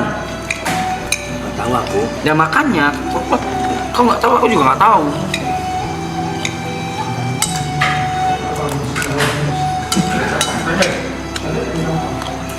Itu tadi Ibot udah nanya cara ikhlas. Udah dijawab tadi. Iya? Iya, betul. Kalau tahu kapan kita ikhlas atau enggak itu gimana? Perasaannya kayak gimana? Kan kita kan ngomong kadang mungkin di mulut doang ikhlasnya. Ketika nginget dia itu udah biasa aja. Udah nggak ada rasa apa-apa. Jangankan kita kan. Ada tuh ulama terkenal Muhammadiyah namanya Buya Hamka. Buya Hamka. Buya Hamka. Profesor. Beliau itu ketika istrinya meninggal dunia, itu setiap beliau ingat istrinya itu, beliau langsung sholat minta ampun sama Allah. Ya Allah, maafin rasa cinta saya sama ini, maafin. Tapi kayak Buya Hamka tuh pengen ngasih tahu bahwa iya, ini bukan mau saya, rasa cinta ini kan, cinta tuh kan nggak bisa dibikin-bikin ya kan. Kita mau ngilangin juga nggak bisa, bukan mau saya. Makanya tuh Buya Hamka ajarnya gitu. Sholat sampai Allah, saya cinta banget sama istri saya, sampai kehilangan istri saya tuh saya nggak mau sebenarnya begini, tapi gimana saya nggak ngerti gitu. Nyampe tak sholat? Hah? Nyampe sholatnya ke yang meninggal. Maksudnya doanya? Iya, nyampe. Pasti nyampe.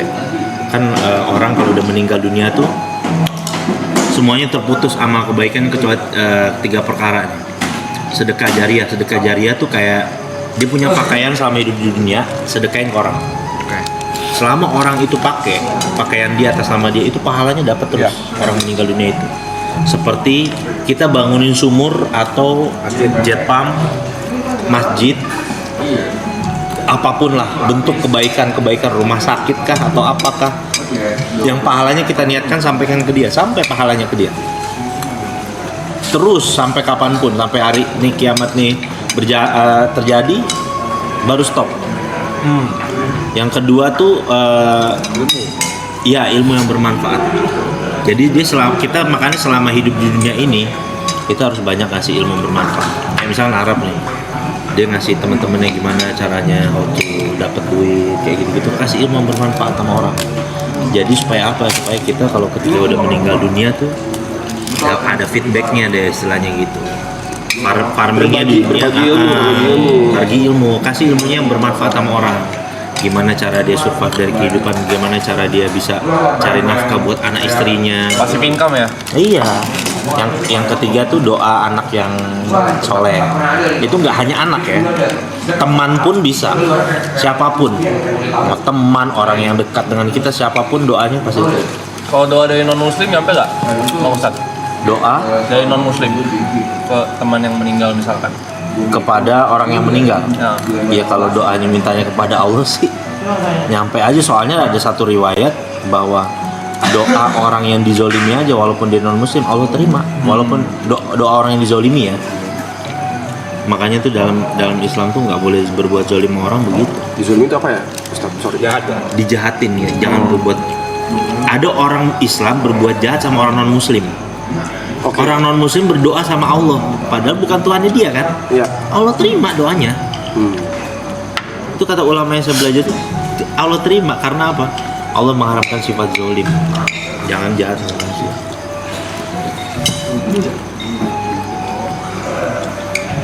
Nah kalau dijahatin terus mau jahatin balik? Itu pilihan kita sih. Kayak kita tuh berak-berik kayak kita dijahatin, kita boleh membalas keburukan dia hanya dengan setimpal, jadi jangan sampai lebih, karena kalau jatuhnya lebih jadi kita yang zolim. Cuma kan kadar setimpalnya ini gimana cara mengukurnya.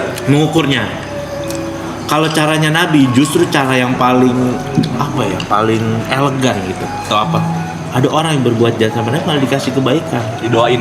Iya, ada orang bisa baik sama pokoknya gue doain lo bahagia hidup lo, keluarga lo bahagia dunia akhirat.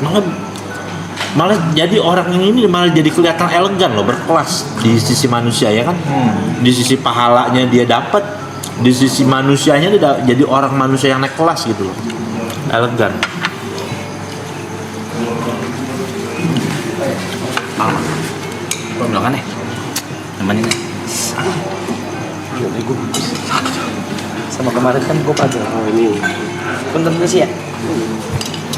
Apakah setiap terkena musibah endingnya indah, Sat?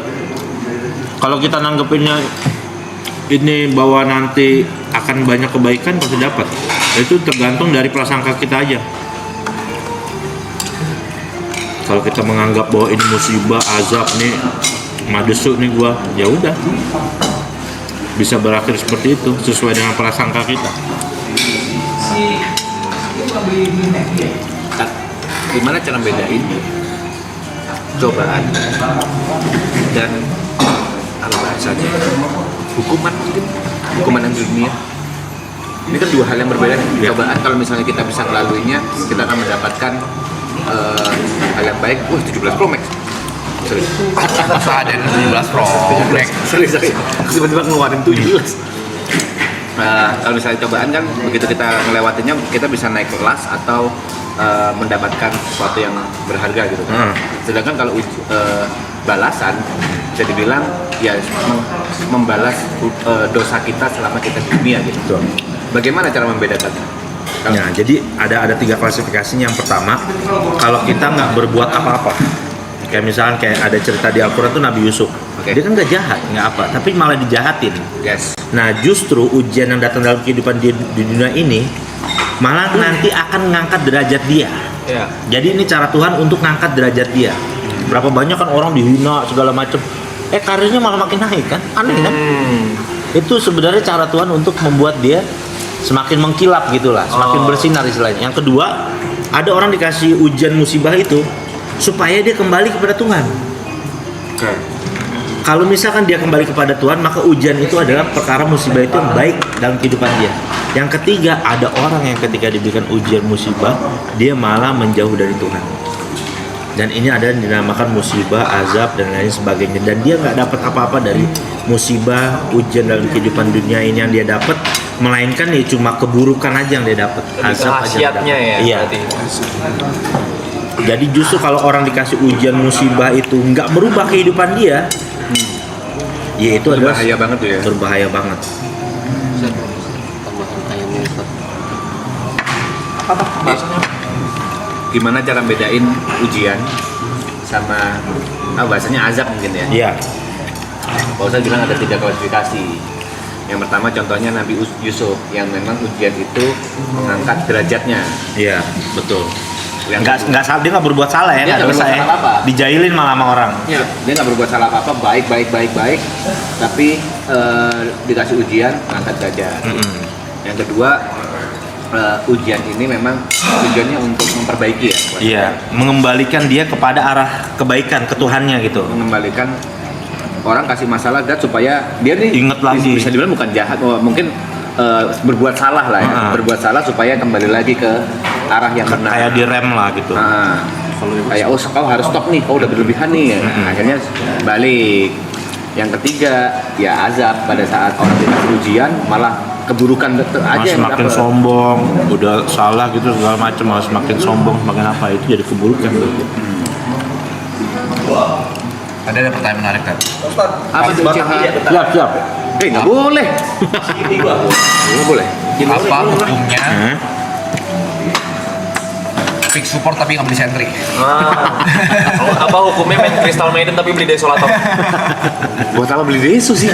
Ada loh. Ada dulu pernah meta begitu ya. Ada. Pernah meta dulu. Beli dagon itu masih beli. Apakah carry-carry-nya termasuk orang yang terzolimi?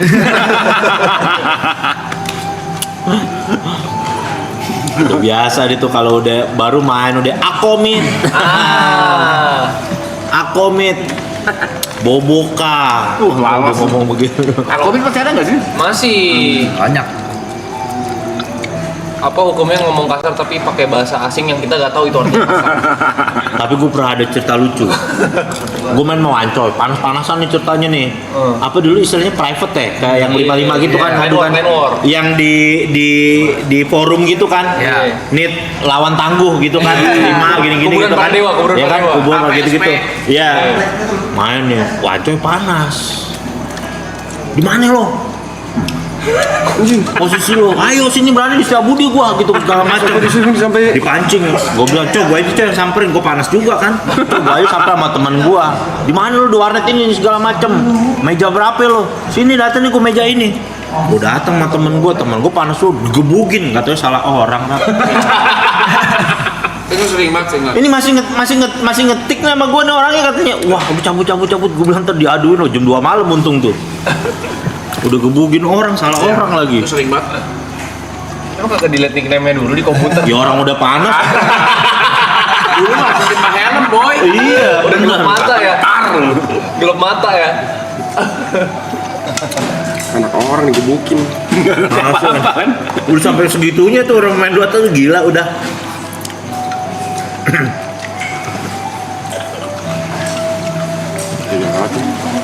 Mau lewat kan?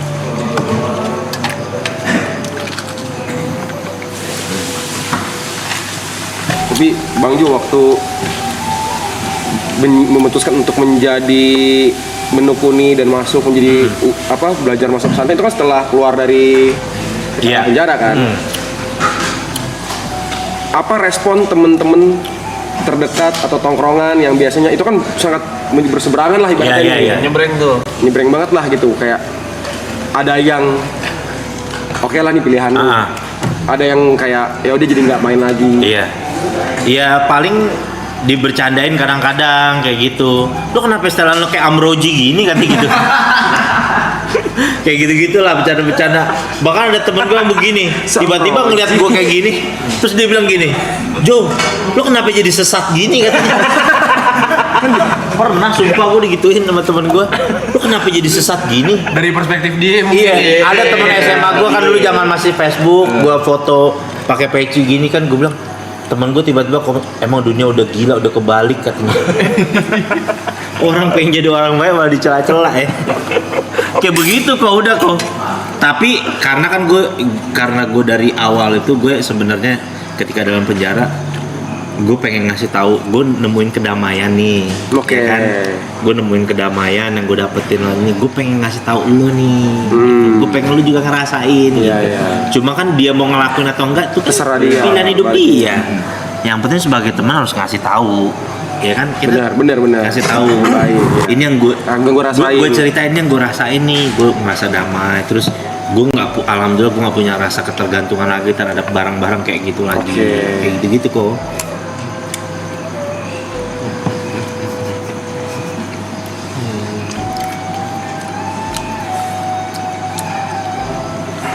By the way tadi sebenarnya gue sih bawa oleh-oleh gue. Apa tuh? Karena di sini tadi gue bawa Azul sebenarnya. Ya nggak percaya. Coba tadi mana tuh? Azul Ustaz. Ya. Keluar branding Ustaz, keluar branding ini. Belok dari branding. Ya. Kita orang ambil maksudnya. Alias Air Jam-Jam. Baru pulang dari Arab kemarin. Baru Air Jam-Jam, Bab. Kenapa dibab? Ya kan. Air Jam-Jam. Terima kasih. Air Jam-Jam itu apa Pak Ustaz? Air Jam-Jam itu kalau cerita story awalnya itu anaknya Nabi Ibrahim. Nabi Ismail. Ya. Jadi waktu ditinggal sama Nabi Ibrahim, ibunya Nabi Ismail itu kan masih bayi banget nih. Di tengah padang pasir ditinggalin, terus usaha nyari air bolak-balik itu yang jadi ritual haji dan umroh sa'i namanya. Sampai akhirnya tiba-tiba itu bayinya Nabi Ismail ketika bayi dia gini-giniin kaki, entak-entakin kaki, tiba-tiba langsung ngeluarin air. Dari zaman Nabi Ismail sampai sekarang air itu nggak pernah berkurang. Dan di lokasinya itu pernah sama ilmuwan Jepang dibilang, diteliti air yang paling terbaik di atas muka bumi. Ini airnya nih? Iya, nggak habis-habis. Anjir merahnya dibawa-bawa, kalau orang haji umroh kan dibawa-bawain tuh pulang. Ya ini dia. Dan dia kata Nabi Muhammad SAW nih, air Zam-Zam itu mengikuti niat orang yang meminumnya. Jadi kayak saking sucinya, kita mau berdoa apa aja sesuai dengan niatnya, insya Allah dikabulin gitu. Karena keberkahannya Nabi Ibrahim sama Nabi Ismail itu.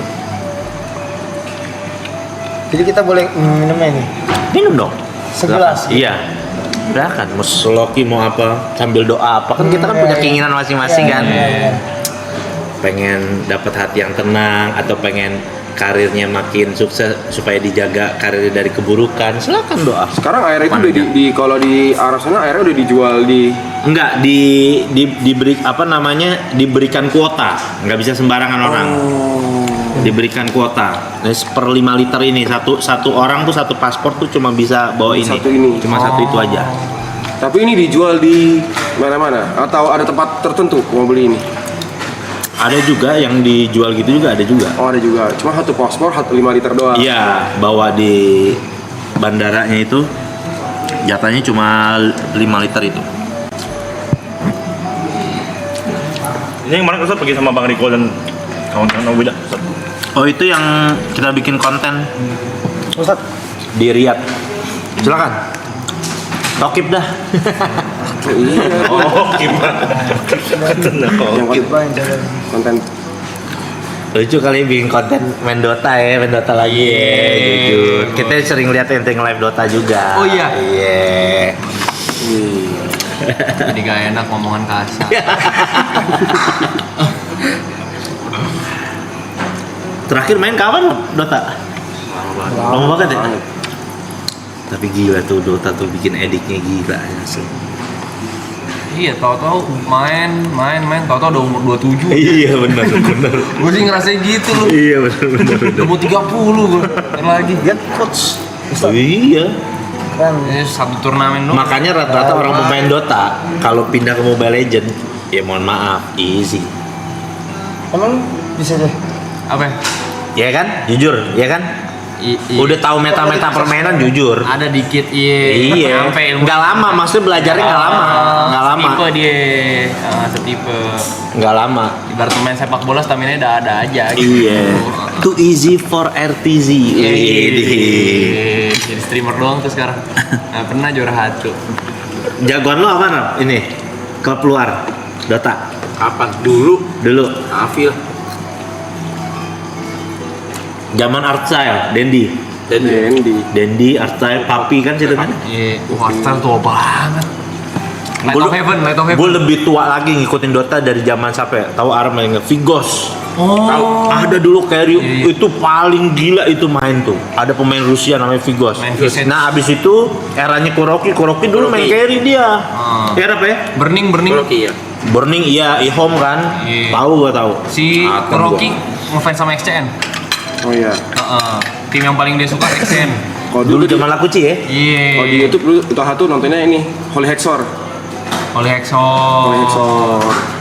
Oh Dota dulu mah. Pernah dulu ada tuh rap, gue inget banget rap yang pertama kali combo tuh si Ritter sama Bahamut apa kalau salah Antropos sama Mirana. Jadi ditidurin dulu baru dipanah dari jauh. Wah itu keren sih otaknya dulu tuh. Oh ingatnya ya mungkin Juggernaut sama Abaddon. Oh iya itu juga tuh. Dari warnet gua. Nyusahin itu. Dari warnet gua. Di shield motor. Pecah ya kan. Lu belum lagi pecahnya. Itu metanya dari warnet gua itu. Ada zam-zam. Yes, GZ. Bener. Ya kali gak zam-zam. Jangan kedekatan. Kenapa tuh? Zoom. Bubur. Zoom. Iya. Gitu dong main bercanda di sini.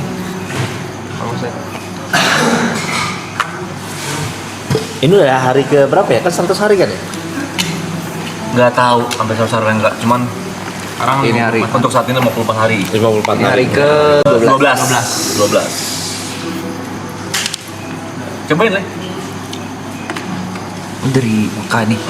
Instruktur pas 96 tahun kan. Lu masih diam. 300.000 thank you guys. Sama Miracle ngefans kan Ustaz. Miracle aneh jagoannya Sumel. Sumel tuh gila. Soalnya dia satu orang bisa ngegendong tim itu main tuh dia tuh Sumel tuh. Bocah 15 tahun punya Bugatti. Iya. Sumel. Di situ redup. The $6 million Echo Slash. Universe. Sumel. Nyampe. Yang kesian tuh RTZ tuh nggak pernah megang TI itu kesian tuh ya, padahal jago tuh. Apa kali? Major. RTZ nggak pernah megang TI. Padahal gue selalu nontonin dia Easy nggak pernah ada tuh yang bisa menang selain lawan RTZ tuh, nggak ada yang bisa. Mau siapa juga. Easy. Diayam-ayamin sama dia. Ingat yang momen ini timnya pakai kacamata semua yang jagoin lu tim secret. Iya. Taunya dipulangin. Ihom ya kan ya? Pokoknya yang all-star kan? Iya, Ihom. Si Papi, Kuroki sama semua S4, RTZ, sama satu lagi. Zai, gila itu ngeri. Sekarang yang masih main, Sumel ya masih main ya? Sumel masih main, kemarinan tuh gue lihat tuh. Masih main. Abis itu Tapi lagi sakit kan itu. Bahkan kebanyakan minum energi drink. Itu Miracle. Itu mereka. Krit masih main, Krit juara kemarin ya? Masih main. Krit main ya juara ya. Di Falcon dia tim Timur Tengah dia. Oh iya Amar. Kemarin kan gue waktu ke Dubai dateng gue ke Nikma Galaxy. Iya. Gue foto di depan, gue bilang mana nih Sumel gantian dulu. Iya. Gue foto, gue bercanda-bercandain. Main game masih tak? Hah? Main game masih? Udah berhenti kok. Udah berhenti. Dari 2 tahun lalu. Terakhir Mobile Legend. Oh. Jadi buat ngeganti itu. Sengaja. Iya. Sekarang udah Konsol main juga nggak? FIFA gitu nggak? konsol enggak sih. Oh, Gofar ya gila ya. Iya, dia gila tuh. Main Emang gitu. udah nggak pengen main game lagi atau Nggak ada rasanya. Kok pengen ngeliat orang main Feel-nya, Iya, feel-nya udah nggak ada gitu. kayak gue gar? Lu udah gitu Rap ya sekarang ya? Iya, feel-nya kayak udah nggak itu ya. Nggak kayak dulu gitu. Boleh dong, Bos. Gimana tuh? Air Zam-Zam tuh langsung dari sumber mata air di Asli. iya kan? Ada sumurnya. Iya kan? Maksudnya itu nggak bakal habis kan katanya kan? Iya. Nggak bakal dari zaman Nabi Ismail, Iya, dari terus- zaman Nabi Ibrahim. Si Jod nanya Zam-Zam tuh artinya apa? Zam-zam tuh artinya ini yang kayak air yang keluar zoom gitu kayak itu hentakan artinya hentakan kakinya Nabi Ismail itu. Jadi itu apa namanya kayak pancuran, itu air yang memancur itu. Karena kan itu anehnya memancurnya dari padang pasir gitu. Keluarnya itu. Nah, dari padang pasir yang tandus itu sekarang jadi kehidupan lah. Ada mall gede, bahkan ada Starbucks juga di situ kan. Ada apaan aja, ada Oh, McDonald's. bentukannya udah begitu. Apa? Udah jadi begitu. Kalau di Arab mah orangnya slow, nggak terlalu kayak di sini lah. Gitu. Santai, orang di depan Mekah ada Starbucks, McD gitu, slow aja, biasa.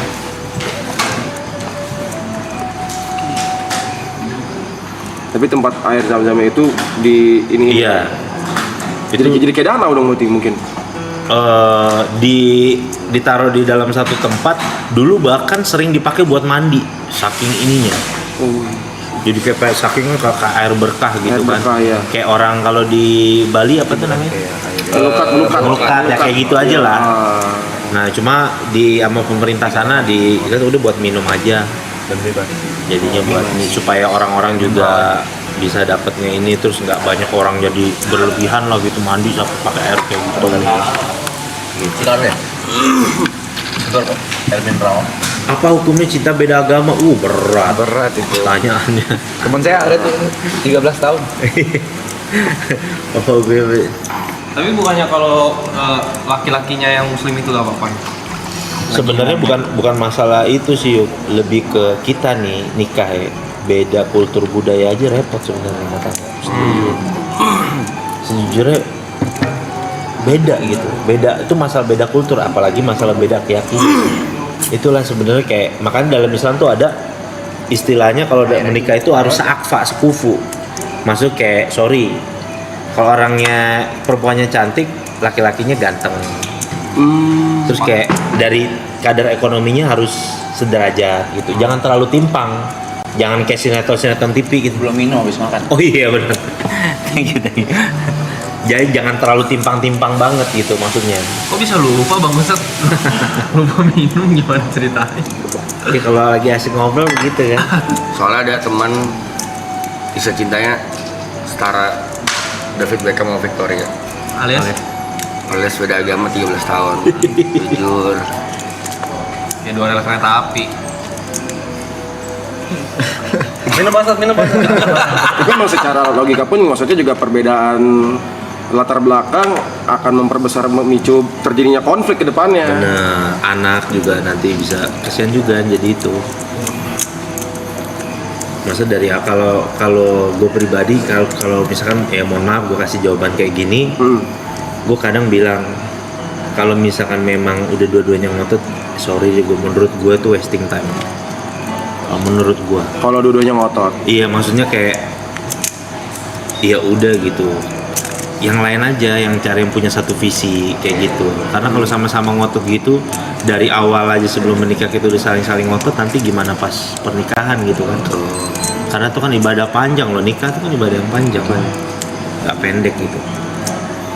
Minimal kalau hal-hal kecil kan pasti ada dalam rumah tangga tuh, kayak cekcok, masalah hal kecil tuh pasti ada. hal kecil aja terjadi itu pasti terjadi, ya yang masalah perkara besar ini jangan dirawat, artinya diselesain dari awal. Nggak boleh ngotot berarti ya. Iya, dan jangan ngotot. Dan kita harus hargai loh, misalkan kita punya pasangan beda agama, dia tetap mau gini, ya kita nggak boleh maksa juga, ya itu pilihan dia. Betul. Ya kan? Tapi yang namanya sama jangan kecintaan ya. Iya, tapi intinya kalau memang dia emang udah takdir kita mau kabur ke Rusia lagi itu perempuan, tetap aja jodoh kita. Berat.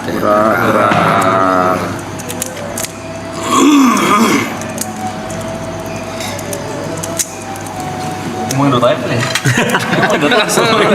Lebih seru ya? Iya, ngomongin Dota. Iya, ngomongin Dota, benar. Apa ya, jalanin aja Bot. Jalanin aja nih. Saya punya pertanyaan satu, Pak Ustadz, agak berat sedikit kayaknya. Karena saya belum pernah ngobrol sama Ustadz, dan ini saya hanya bisa menanyakan ini sama Ustadz. Iya. Dajjal itu apa, Pak Ustadz? Dajjal itu dia adalah satu makhluk yang bakal turun nanti di akhir zaman. Oke. Ini kalau menurut story keyakinan orang Islam ya, itu yang digambarkan makhluk yang bermata satu. Oke. Terus di jidatnya ada tulisan kafaro, artinya tuh kafir, dia makhluk yang ingkar. Oke. Jadi dia menjanjikan surga padahal aslinya neraka, menjanjikan kesusahan padahal aslinya surga. Itu apakah Dajjal itu bisa? Soalnya aku pernah dengar ada yang bisa gini kayak apa ya? Yang memberikan, dia ngasih semuanya apa yang kamu minta, tapi kamu tidak akan pernah mendapatkan kebahagiaan di dunia ini. Itu apa? Dan itu ya makanya itu dibilang bahwa ujian manusia di akhir zaman yang paling berat tuh dia tuh, Dajjal itu, karena dia menguasai dunia. Perekonomian dikuasain sama dia, kekuasaan dikuasai dia, semuanya yang nggak ikut dia nggak dapat makan. Oke. Pokoknya semuanya tuh. Dia tuh cuma keluar kalau nggak salah cuma 40 hari, tapi seakan-akan itu kekuasaannya itu cuma 40 tahun, dan yang ngebunuh dia adalah Nabi Isa. Oke. Kalau versinya Islam nih ya, kan Nabi Isa nanti kan turun lagi. Turun lagi Nabi Isa buat ngebunuh Dajjal. Itu yang terturun. Iya. Berarti Dajjal itu tidak ada sekarang? Ada. Lagi dikunci karena ada satu riwayat sahabat Nabi namanya Tamim Ad-Dari itu pernah ketemu di satu pulau. Siapa Pak Ustadz, maaf? Tamim Ad-Dari namanya. Tamim Ad-Dari, sahabat itu. Pernah ngelihat Dajjal di satu pulau ketika dia sedang berlayar lagi berdakwah pergi, terus dia ngasih dan sesuai dengan ciri-ciri Nabi ceritain, lagi dirantai, matanya satu, kayak gitu segala macem. Tapi dia nggak tahu tempat itu di mana ketika dia ceritain. Ya kalau orang dulu kan nggak punya kompas, ya berlayar aja gitu kan artinya kan. Ya pokoknya nggak tahu nih di mana ini posisinya, ini pulau apa segala macem. Nggak bisa balik ke sana lagi. Ketika dia balik ke Mekah ceritain sama Nabi bilang iya. Itu ada namanya sahabat Tamim Ad-Dari ceritain kayak gitu. Dajjal itu, dan dia tuh dia pokoknya menjanjikan bahwa siapa nggak ikut gua hidupnya bakal susah, dan itu ujiannya sebenarnya. Oke. Apakah itu bisa terjadi pada manusia zaman sekarang? Kalau misalnya dia akan mendapatkan apa yang mereka minta, tapi tidak akan pernah mendapatkan kebahagiaan. Tapi alur ceritanya itu nanti ketika zaman nih udah nggak ada listrik. Itu nanti udah nggak ada apa, iya. Jadi tidak terjadi sekarang. Belum terjadi sekarang, tapi kayak pengikutnya itu udah mulai ada lah yang meyakini gitu. Dia kayak udah punya agent gitulah yang buat jadi pengikutnya dia. Bentuk yang nggak kayak gitu kali saat sekarang ya. Maksudnya Dajjal tuh bentuknya ada yang menganalogikan seperti itu. Tapi kalau versinya sahabat Nabi, dia beneran ngelihat makhluknya. Versinya sahabat Nabi ya, dia bener-bener ngelihat si Tamim Ad-Dari itu, ngelihat Dajjal itu. Ya kayak dia mungkin berubah bentuk biar, karena mungkin kan beritanya di berita-berita sahabat Nabi kan bentuknya seperti ini. Iya benar. Mungkin dia sekarang mengelabuinya nih dengan benar, bisa nih. jadi dengan menjadi simbol. Dia sampai pernah bikin satu atraksi itu nanti digambarinnya tuh di satu tempat perbatasan kota Madinah, karena dia nggak bisa datang di dua tempat suci. Di Mekah Madinah nggak bisa masuk dia. Satu tempat itu. Nah dia bikin satu ini, ada anak muda dipanggil sama dia, dibelah tubuhnya jadi dua. Terus habis itu dihidupin lagi sama dia. Tuh kan, saya bisa mematikan kamu dan saya bisa ngidupin kamu. Percaya nggak kamu sekarang saya Tuhan? Karena sifatnya Tuhan bisa menghidupkan dan mematikan kan. Orang itu malah keyakinan bertambah. Justru saya malah yakin kalau kamu Dajjal, katanya gitu. karena ini yang diceritakan tentang kabar kamu bahwa kamu bisa melakukan itu. Iya, bisa melakukan ini sebenarnya ujian aja kayak gitu. Tergantung gimana kita menyikapinya tuh. Benar. Ya gimana, apa yang gimana. Berarti bercanda-bercanda dajal lo ya, dajal tuh itu benernya tuh ya. Iya, tapi kata Nabi SAW ada yang lebih mengerikan lagi dari dajjal fitnahnya. Apa tuh? An-nisa, perempuan. Wah, banyak yang nggak paham konteksnya. Karena konteksnya kalau dajjal itu udah jelas bentuknya. Kalau perempuan itu kadang masuknya halus dia. Bisa bikin kehidupan, kadang-kadang laki-laki itu bisa hancur. Oh, godaan perempuan. Fitnahnya. Fitnah. Oh. Kayak gimana bentuknya fitnah maksudnya? Ya, dia bentuknya tuh kayak termasuk salah satu itu kita mencintai perempuan itu secara berlebihan gitu. Dan si perempuan ini bukannya dia menyadari bahwa ini dia menjadi fitnah, enggak, dia pun nggak tahu kalau dia itu fitnah buat laki-laki itu. Dia tanpa sadar ya. Iya, berapa banyak kan orang, misalkan orang lagi karirnya lagi naik gitu-gitu, tiba-tiba kok deket sama perempuan ini, kok kayaknya apes mulu gitu ya. Ya kan, ada aja tuh kayak gitu kan. Kok apes mulu, kok kayaknya auranya nggak enak aja gitu. Nah itu yang dinamakan fitnah gitu. Begitu juga laki-laki juga bisa menjadi fitnah juga buat perempuan. Ada juga laki-laki juga yang menjadi fitnah buat perempuan ya begitu. Laki-laki yang membawa efek keburukan kepada kehidupan si wanita. Tidak hanya wanita aja, tapi pria juga bisa. Iya, nggak cuma perempuan doang, laki-laki juga bisa. Gitu. Masa Dajjal? Dajjal. Masa dia ngomong jujur, Dajjal baca live chat kena mental. Dajjal pasti centang biru. Masa di LL-in kena mental? Sederhana. Apa lupa? Dajjal tidak bisa apa satu-satunya yang Dajjal tidak bisa yang kita pasti ngeh gitu loh. Apa ya lupa aku? Yang nggak bisa dia lakuin. Nguing? Pos 5 lagi. Apa ya? Dia nggak bisa masuk Mekah Madinah itu yang pasti. Iya, nggak bisa masuk kota nggak itu. bisa Mekah Madinah. Iya. Punten. Oke. Teman-teman, ini udah jam 4, udah mau lewat 10. Masih sebentar lagi imsak. Belum sholat juga, Ustadz apa segala. Jadi kita akhiri session sama Pak Ustadz Jojo ya. Karena kan waktu ya, karena kan kita mah pengen ngobrol. Benar. Ya udah kita matiin live, bisa kita makan aja. Tapi Pak Ustadz, Bang Beca atasnya kosong tidur sini aja. ada keluarga, iya. Nah ini atau Dajjalnya. Dajjal mungkin ini nih. Makasih Pak Ustadz. Iya, sama-sama. Ya, terima kasih waktunya udah ngobrol. Ustadz Jojo. Oh, terima kasih banyak udah diterima baik di sini. Terima kasih banyak. Mohon maaf kalau ada salah-salah. Mudah-mudahan kita Terima kasih banyak Pak Ustadz. Gini-gini sama tim belakang. Iya. Panda yang gini-gini panda ya. Ketemu lagi. El Panda. Foto, ya. Kita foto di kamera yang tengah dulu, nanti di screenshot sama viewers. Oke. Posenya gimana? Your comment. Oke. Yang tengah dulu ya. 1, 2. Nah, sekarang itu mana? Polaroid. Dari tengah dikit boleh nggak apa-apa. Lewatin aja kamera apa? Crossingnya aman. Bukan TV. Jemput yang jangan kasar. Wah. Ya udah miring. Miring. Nah. TV. Dapatan guys. Sip. Ustaz.